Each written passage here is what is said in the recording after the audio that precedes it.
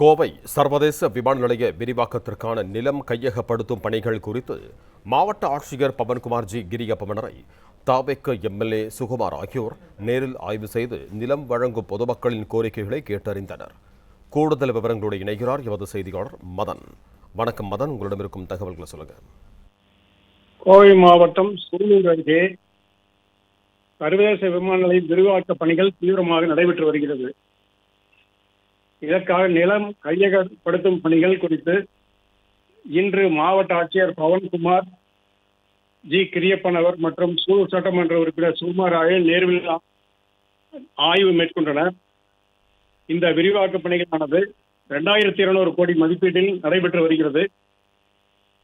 தற்போதைய விமான நிலையத்தை விட 4 மடங்கு பெரிதாக விரிவாக்கப்பட உள்ளது. புதிய டெர்மினல்கள், ரன்வே விரிவாக்கம், அதிக விமானங்கள் தரையிறங்கும் வசதி உள்ளிட்ட பணிகள் இதில் நடைபெற உள்ளது. இதன் மூலம் இப்பகுதியில் கோவை உட்பட மேற்கு மண்டலத்தில் தொழில், வணிகம், சுற்றுலா மற்றும் பொருளாதார வளர்ச்சி மேம்படும்.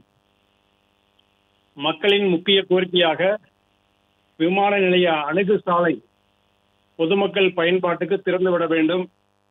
பிளே ஸ்டோர் மற்றும் ஆப் ஸ்டோரில் இருந்து பாலிமர் செயலியை QR கோடு மூலம் பதிவிறக்கம் செய்யுங்கள். செய்திகளை உடனுக்குடன் பெறுங்கள்.